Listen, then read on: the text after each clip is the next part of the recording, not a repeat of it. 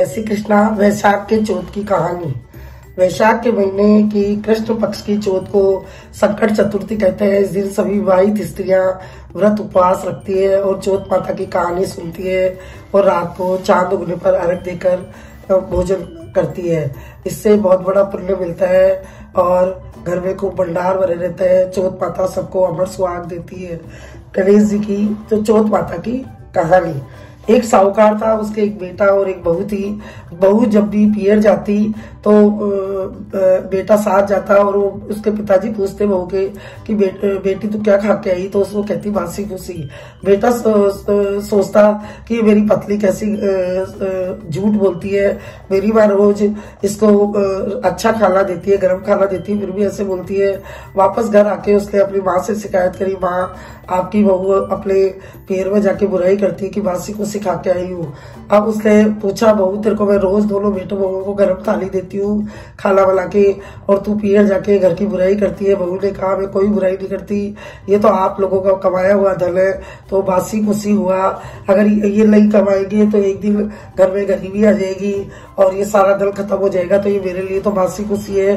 मेरा ये कमाएंगे तभी ताजा घर के अंदर होगा कि भाई ये भी कमा रहे हैं। अब उसके ये बात चुप गई तो वो घर से निकल गया कि मैं तो कमाने जा रहा हूँ, नाराज होके।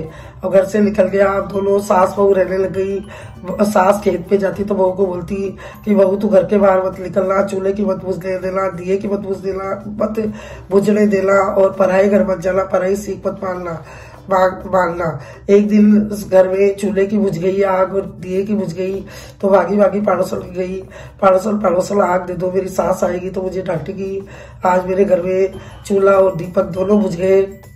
पड़ोसन बोली कि भाई थोड़ी देर रुक जा, हम चौथ की संकट चतुर्थी की वैशाख की कहानी सुन रहे हैं। वो बोली कि क्या होता है, इसका व्रत करने से क्या फल मिलता है। पड़ोसन साहूकार ने बोली कि इसका व्रत करने से अन्न हो, धन हो, लाख हो, लक्ष्मी हो, 12 वर्ष का बिछड़ा पति हो तो घर आ जाए। उसके पति को 12 वर्ष हो गए थे, वो बहुत परेशान हो गई थी। उसने सोचा कि मुझे कैसे पता लगेगा कि कल चौथ है। बोला अब तो हर महीने की चौथ ही करते हैं। बोला मैं भी हर महीने की चौथ कर लूंगी। उसने वैशाख की चौथ से शुरू किया। अब बोला मैं आवाज लगा दूंगी तो सुन लेना। वो सेठानी हर महीने की चौथ को कहती है बहू बेटियों का, एक दिन पहले कहती अरे बहू बेटियों सब पेट भर के खाना खा लेना, कल चौथ है। उसकी आवाज सुनकर साहूकार की बहू भी सुन लेती है और वो भी व्रत करने लगी। हर महीने की चौथ करने लग गई। सुबह की तो वो गौ माता को दे दी, दोपहर की ब्राह्मण की बेटी को दे दी और शाम को उठाने में गाड़ दी और रात का खाना चांद को अर्घ दे के खाने लग गई। हर महीने की चौथ करने लग गई। उसको साल भर हो गया चौथ करते। चौथ माता खुश हो गई। उसने उसके घर के धनी को बोला सपने में आके कि जा तू तेरे घर बाहर छोड़े, 12 वर्ष हो गए, तेरी पतली है, तेरी माँ इंतजार कर रही है। बोले कैसे जाऊं, पहले यहाँ पे बहुत बड़ा बिजनेस फैला लिया। बोले सुबह कल चौथ है तो तू चौबों का दिया जला के गणेश चौथ का नाम लेके बैठ जाना, देने वाले दे जाएंगे, लेने वाले ले जाएंगे। उसने ऐसा ही किया, चौबों का दिया जलाया दूसरे दिन और चौथ विनायक का नाम लिया, देने वाले दे गए, लेने वाले ले गए। वो बिजनेस से थोड़ा फ्री होकर घर चला तो रास्ते में एक वैशाख का महीना था तो धूप के अंदर नाग देवता इधर उधर जंगल में घूम रहे थे। तो एक झाड़ी में आग लग रही थी। उस नाग को दिन में दिखता नहीं है तो उसकी तरफ जा रहा था, आग की तरफ। उसने सोचा अगर ये इस नाग को दिख नहीं रहा है, अगर ये चला गया तो ये जल जाएगा और आंखों के सामने जीव की हत्या हो जाएगी, तो अपने को पाप लगेगा, अपन देख रहे हैं। उसने उठा के लकड़ी से एक तरफ उसका मुंह कर दिया कि इसको दिख नहीं रहा, उधर चल जाएगा। तो नाग देवता उसके पीछे बढ़ गए। मैं तो 1000 वर्ष की झूठ छुड़ाने जा रहा था, अब तो मैं आपको डसूंगा। उसने कहा कि भाई मैंने कोई गलती नहीं है, मैं तो सोचा कि अग्नि में चल जाओगे तो जल जाओगे, इसलिए मैंने आपको पकड़ के एक तरफ कर दिया। लेकिन एक बार मेरे को मेरे घर से परिवार से मिल लेने दो, फिर आप डस जाना। बोले ठीक है। वो वचन करके घर चला गया। अब घर गया तो बहुत उदास हो रहा कि आज का दिन एक दिन मिलूंगा, दूसरे दिन मेरे को नाक डस जाएगा। उदास हो रहा। माँ ने कहा बेटा उदास कैसे हो रहा है। घर गया तो बोला माँ ऐसे ही थक गया। जब पत्नी ने पूछा उदास कैसे हो रहे हो तो उसने पत्नी पीछे ही पड़ गई तो उसको बता दिया कि ऐसे नाग देवता को मैं अग्नि से बचा रहा था और नाग देवता ने मेरे को बोला कि मैं तो डसूंगा और वो आज रात को आएगा। पति ने से सारी बात सुनकर वो उसके लिए कमरे में बिस्तर करने चली गई और बिस्तर करके वापस आके पति थका आ रहा था तो सो गया। तो वो आके सीढ़ियों में उसने बाड़ू रेत बिछाई और अंतर केसर का छिड़काव दिया। पहली सीढ़ी में बाड़ू बिछाई, दूसरी में उसने दोब बिछा दी बारीक बारीक, तीसरी में उसने फूलों से सीढ़ी सजा दी, मरवा के केवड़ा गुलाब अंतर का छिड़काव दे दिया। चौथी सीढ़ी में उसने दूध का कटोरा रख दिया कि लाख देवता आएंगे तो पी लेंगे, और उसने पूरा छिड़काव कर दिया। आधी रात को सोता फूफा था लाग आया और वो सीढ़ियों में चढ़ने लगा। पहली सीढ़ी चढ़ा तो मिट्टी में खूब ठंडी ठंडी रात को, आधी रात को ठंडी ठंडी मिट्टी में खूब कल्लोल किया। उसने सोचा आया तो बहुत सुख पाए, लेकिन आ गए बचनों के बांधे। दूसरी सीढ़ी में दोब के अंदर ठंडी ठंडी में खूब कल्लोल किया और मरवा के एवड़ा की खुशबू ली, खूब मस्त हो गया।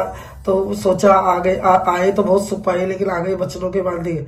अगली सीढ़ी में चढ़ा तो फूलों के अंदर खूब कल्लोल किया, बहुत खुश हुआ। चौथी सीढ़ी पे चढ़ा तो उसको दूध का कटोरा मिला और वो तो खूब दूध पी के मस्त हो गया, पेट भर गया, पेट ही फटने लग गया। वो तो वहीं पे लोटपोट होने लग गया, चढ़े और गिर जाए, चढ़े और गिर जाए। अब उस दिन बैसाख की चौथ थी तो चौथ विधायक घर घर से जीव के आकाश पार्क से जा रहे थे। चौथ तो बोले इधर चलेंगे, विधायक इधर चलेंगे। चौथ माता बोली कि आज मेरा दिन है, मैं बोलूंगी उधर ही चलेंगे। वो आकाश पार्क से जा रहे थे तो नाग देवता चढ़ रहा और गिर रहा, चढ़ रहा गिर रहा। ये देखकर चौथ माता बोली कि देखे ये लकड़ी में क्या हो रहा है, देखते हैं।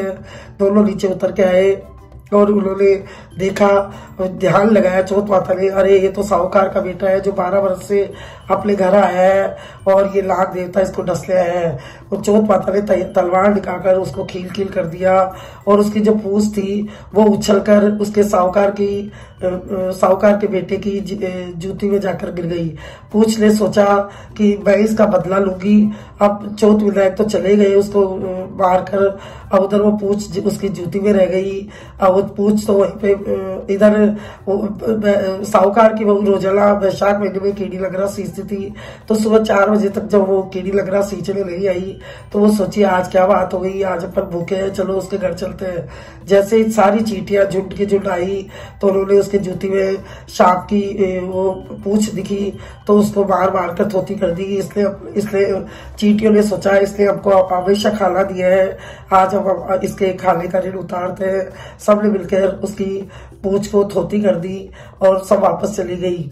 इधर धूप छत पे से कमरे से बाहर निकली, उठे बेटे बहू लेट उठे तो धूप सिर पे आ गई। अब सब जने इधर वो माँ देखी कि सीढ़ियों में खून ही खून हो रहा है तो सोची मेरे बेटे को किसी ने मार दिया, तो रोने चिल्लाने लग गई। तो आसपास के लोग इकट्ठे हो गए, सबने आवाज लगाई। जैसे बेटे बहू ने खोल के देखा तो भीड़ इकट्ठी हो रही। बोले आप परेशान मत हो, अब जिंदा है। बग्गी को बुलाकर बुआरी निकालो, बिस्ती को बुलाकर सिड्डियां धुलाओ और गाजे बजाते सामने लो, मोती मुंगो के आंखें लो। माँ ने ऐसा ही किया, बग्गी को बुलाकर बुआरी निकलाई, बिस्ती को बुलाकर सिड्डियां धुलाई और उनको गाजे बजाते अपने घर की तरफ लेके गए। अब वहां ले जाके सारे गाजे बाजे से लेके गए तो सारी लगरी इकट्ठी हो गई। अब घर आए, घर आके बेटे ने पूछा कि माँ आपने कोई मेरे लिए व्रत उपवास किया था? बोले बेटा मैंने तो कुछ भी नहीं किया। बोले आज मेरी जान कैसे बच गई, नहीं तो नाग देवता मुझको डस जाता। तो बोले बहू से पूछो। बोले बहू क्या करेगी, बहू को तुम्हें 4 टाइम खाना देती थी। बोले माँ एक बार पूछ तो लो। सासू ने बहू से पूछा बहू तूने कुछ व्रत किया था क्या? बोले मैंने किया था। क्या व्रत किया था? हर महीने की चौथ करी थी, वैशाख की संकट चतुर्थी से शुरू किया था और आज ही वैशाख की संकट चतुर्थी कल थी।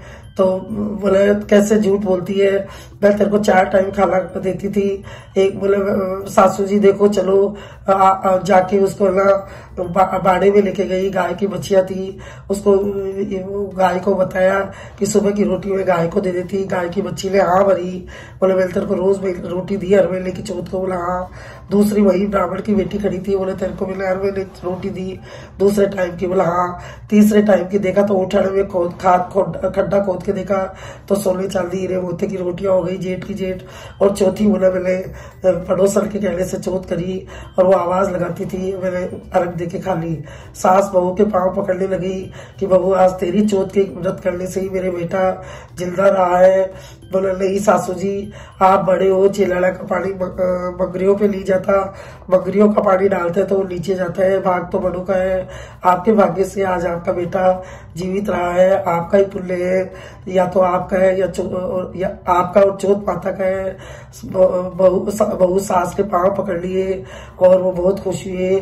चौथ माता उनकी झोपड़ी को महलवाड़ियों में बदल दिया, खूब घर में अंदर के भंडार हो गए, नवे वेले उसके पुत्र हो गया। ये चौथ माता उसके पति को मिलाया, उसके घर में अंदर के भंडार भरे और उसके सुहाग की रक्षा करी। वैसे सबकी गणना कहता न सुनता न उखाड़ो बर्तन। चौथ माता की जय।